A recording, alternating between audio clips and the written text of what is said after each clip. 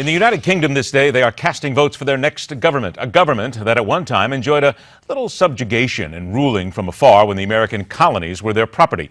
From sworn enemies to best of friends, it is really difficult to say what future the Founding Fathers saw with their former colonial masters at the end of the 18th century, but regardless, the United States and the United Kingdom have developed a very special relationship, and there is no better way to view the history of cooperation between these two nations than how they have reacted together in times of crisis. A few years after the Second World War ended, Winston Churchill told his private secretary, "No lover ever studied every whim of his mistress as I did those of President Roosevelt." Churchill was reflecting on the most famous transatlantic relationship in history. Its popular image, and Churchill's own depiction, is of a golden age of collaboration. A far-sighted American president is seduced by the bravery and eloquence of a beleaguered prime minister and rides to his rescue. The Premier is seen arriving with the President. Another of those secret journeys has been safely made, and while the Axis were making the usual wild speculations about Mr. Churchill being in Cairo, here he was in Washington for more victory planning. Intensive planning it was, with all the high service chiefs, American and British, on the job.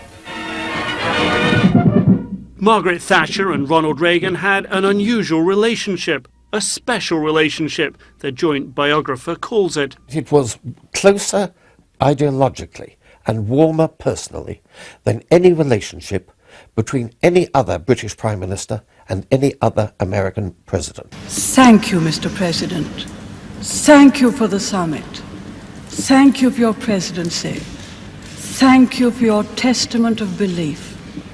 And God bless America. His valiant leadership, sure convictions, and resolute perseverance in the face of difficulties were the foundation for the victory in the long twilight struggle between freedom and communism.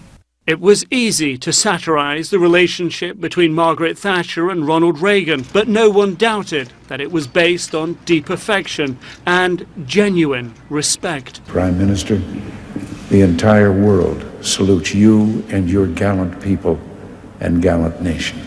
When President Bush first came in, I mean, frankly, in basic political terms, I really didn't have a lot in common.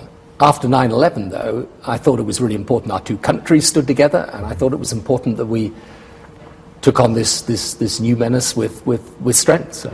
A question for both of you. There's been a lot said about how different you are as people. Have you already in your talks found something maybe some personal interest that you have in common, maybe in religion or sport or music? Well, we both use Colgate toothpaste. They're gonna wonder how you know that, George.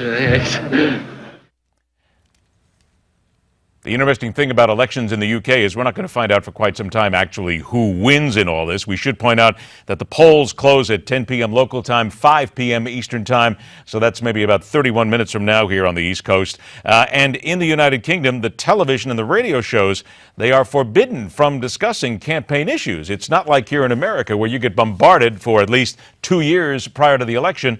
There's a little quiet there. You can't talk about the polls. You can't dissect the individual candidates until the polls close. So in about 30 minutes from now, that's when everything really gets started. We always want to know what you think about what we're doing here at MidPoint and things that you think are important to you. We ask you to always go to our Twitter page. Tweet us at MidPoint TV. Newsmax TV is a way to send us things also as far as email is concerned. And on Facebook, go there at MidPoint TV. Don't worry about it. Very soon I'll be hitting the trail on the social media. We will start a few discourses. All right, is it time for America to stop whining about the NSA collecting data? Just realize we don't know when a little espionage is good for us? That's coming up as we open the arena next on MidPoint.